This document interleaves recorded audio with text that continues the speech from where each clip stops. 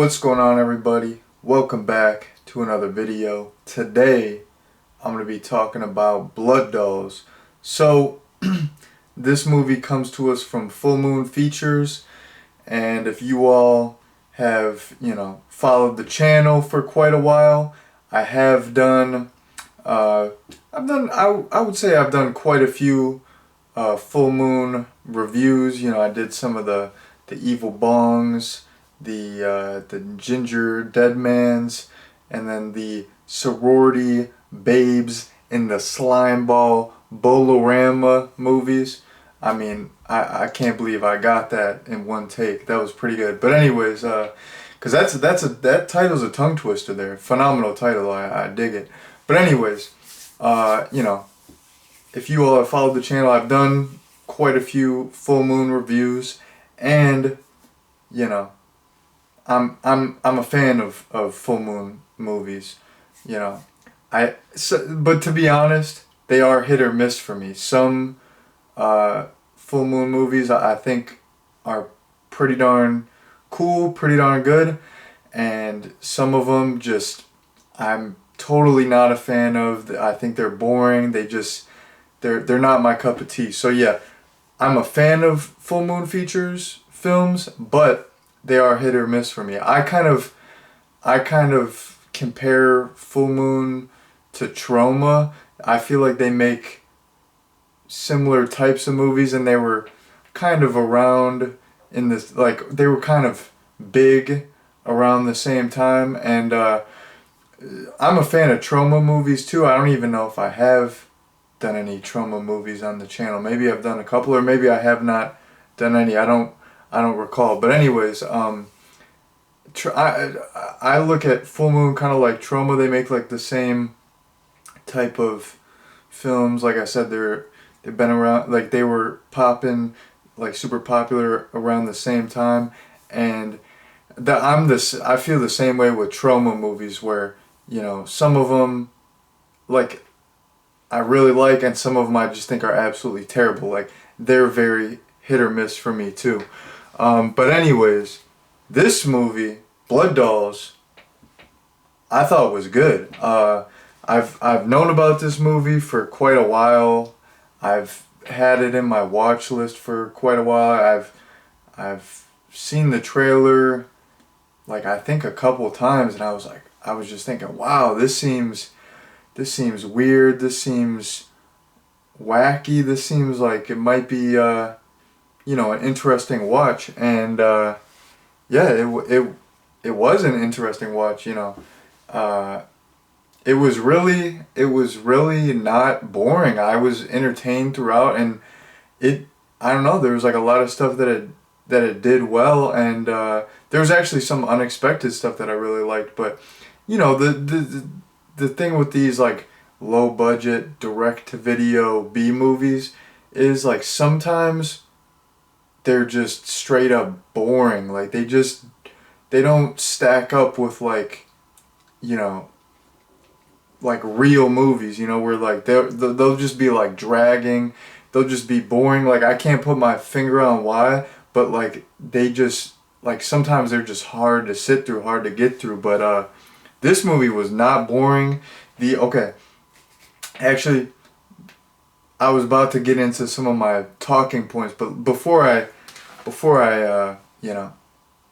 drone on too long about a bunch of randomness, let me give you all a little plot summary. So, the movie centers around this eccentric, I think he's a billionaire, or he's at least a millionaire, but for the purposes of this video, I'm gonna say he's a trillionaire. But he's this eccentric, wealthy guy.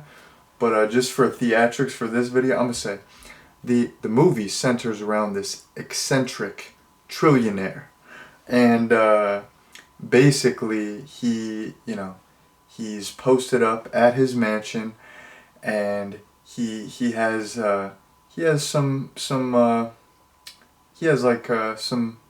individuals there working for him. He has this henchman who just pretty much always wears clown makeup, and he's also suited up as well. He just wears like a, you know, like a proper business suit, but also clown makeup, and he has like these like pointed teeth, and I think his makeup is reminiscent of this one character in the Demonic Toys movies, which are also full moon. I think the character is called Jack Attack. I've never seen those movies, but I'm pretty sure the makeup is supposed to be reminiscent of that on this clown henchman. But anyways, Virgil has this clown henchman at his mansion. He also has this one guy working for him who I believe is his butler, and he's like this little person who always zaps like these girls that are in this cage.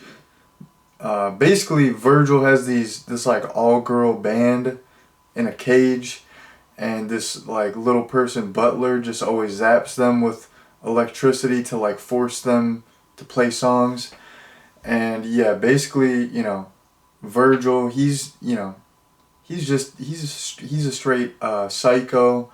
He always wears this mask because he has like a little shrunken head, and I think he was like a test tube baby. Like he's not even a real human. I think his mom just made him in a test tube. He's a test tube baby that kind of got effed up, and so he's got a shrunken head. He just wears a mask throughout the whole movie. Well, not throughout the whole movie, like, but when he's encountering new people, he wears this mask. And basically, Virgil, he's a straight psycho. He likes killing people. He likes torturing people, and he makes these 3 killer dolls to kill all the people that have wronged him.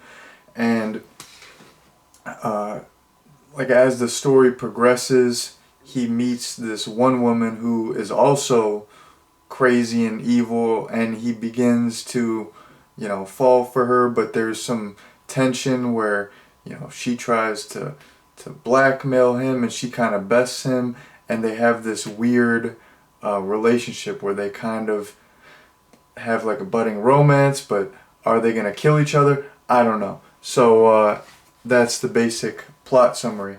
And getting into some of my random point stuff that I liked, I mean, you can tell from the plot summary, this is a weird and wacky movie, and I really like that because Full Moon Features movies, like, I feel like that's their strong suit. They are kind of weird movies, and that's why I like them. They're these, you know, direct to video, low budget B horror films. You know, they can go in directions that, you know, $80 million movies with a theatrical release can't go, because they're trying to appeal to everyone. You know, Full Moon Features has their you know, cult following. They can make their niche movies to their niche audience, and this movie was niche AF. Like this was a weird movie, and you know, I like a lot of just kind of more formulaic traditional movies, but I like movies that get weird with it sometimes. I don't know. Sometimes I'm in the mood for something wacky and crazy, and this was just all out super weird, and I think this is what I watch a full moon movie for. I want just a crazy movie, and this delivered on that in that regard. It was also super bloody, and some of the kills were extremely creative. So, you know, if I am watching a horror movie that is going to get into the little bit slashery territory, I like some good kills. The kills in this were great. I thought the dolls looked really cool. My two favorite dolls. There's this one doll called Pimp, and he pretty much just looks like a pimp. He was cool. He pretty much had like the Cartier frames going on. He had like some gold teeth going on. Like he had like a dapper outfit. Pimp was my favorite. He was my favorite doll. And then there's also this doll I liked all like the design of all the dolls, but my two favorites I like Pimp and then Sideshow. Sideshow was just like this like muscly mutant looking doll with like a bunch of tribal tats. So yeah, I thought the dolls looked really cool. And then actually the story was decent. Like as the story progressed, there were some decent you know revelations and some decent twists and turns that I didn't really see coming, and they kind of added some stakes to the story and kept me on my toes. So yeah, honestly, for for a low budget movie like this, and for like a B horror film, there was actually the story went in some different directions that I didn't expect, and it did keep my interest. So yeah, the story was decent. Um, Another point that I want to get into is just since I'm gonna mention, you know, Full Moon Features, one of their biggest franchises, Puppet Master. I feel like Full Moon Features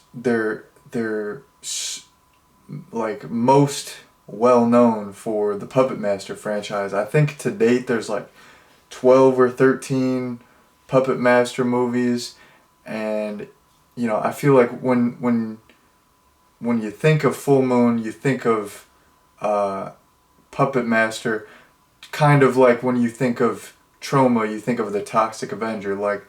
The Puppet Master franchise is the most noteworthy, like notable, well-known franchise that Full Moon put out. And I'm gonna be 100% honest.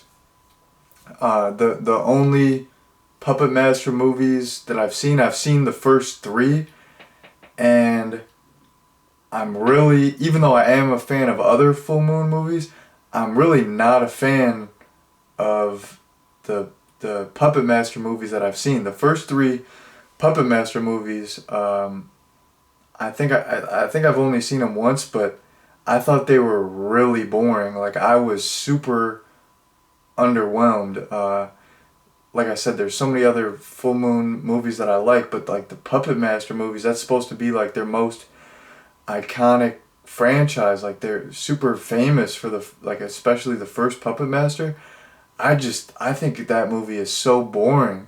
Maybe if I rewatch it, I'll change my mind. But like, if we're talking about another um, puppet movie from Full Moon Features, like if I had to do a ranking, if I had to choose, I'm taking I'm taking Blood Dolls any day over the first Puppet Master. Maybe that's blasphemous. I don't know, but I think people do like this movie because I was watching some documentary where you know Charles Band was getting like interviewed, and someone like asked a question about Blood Dolls and like a sequel, and I feel like Charles Band, he didn't even address it. Like he just thought that was like a silly question. Like it was so many years after. Like he doesn't have to make a sequel to anything, but the fact that people are like asking about this movie, want sequels. I think Blood Dolls might be well regarded in terms of like you know Full Moon fans. But yeah, if I'm plus it does actually have a decent rating on Rotten Tomatoes. It has like a score of 48%, which objectively speaking is not good, but for like a Full Moon movie or like a B horror film, a 48% is not bad. Like a lot of cheap horror films, they'll have like a 7%. You know what I mean? So 48% is not bad. So maybe this movie is well regarded with Full Moon fans. But yeah, I know that might be blasphemous. That might be crazy to say, but I like if we're talking about killer doll movies from Full Moon, I like this better than the Puppet Master movies that I've seen. But I've only seen the first three Puppet Master movies, and I've heard part 4 and 5 are really good. So who knows? Maybe I'll really like part 4 and 5. But yeah, I thought, I mean, if we're talking about, comparing Killer Puppet movies, I thought this was much better Killer Puppet movie uh, compared to those ones. Um, and then getting into my last point here, I don't want to spoil anything, but let me tell you what, the ending to this movie, it was super unexpected. I did not see it coming at all, and the ending to this movie was extremely creative and extremely fresh, and I was so pleasantly surprised because a lot of I keep saying B horror movie, but I mean that's what this is. That's like a lot of what I do on the channel. A lot of those type of movies, even just horror movies in general, they have such like just rushed, cheap, unsatisfying endings. This ending, uh, this ending was super fresh. I really don't want to say anything about it, but uh, I thought it was super unique. So yeah, this movie definitely went in some creative directions, and I was pleasantly surprised. So in terms of a recommendation, uh, I would recommend Blood Dolls. I think it's just a crazy, uh, wacky, creative killer doll a horror movie. If that sounds like it might be up your alley, like a lot of people are not gonna like this movie, but me as someone who's a fan of B horror movies, and I'm already a fan of full moon features, I thought this movie was very good for what it was. So yeah, I would definitely recommend this movie. I think it's super solid. But anyways, that has been my recommendation, and that has been my review for Blood Dolls. Thank you all very much for watching, and peace out.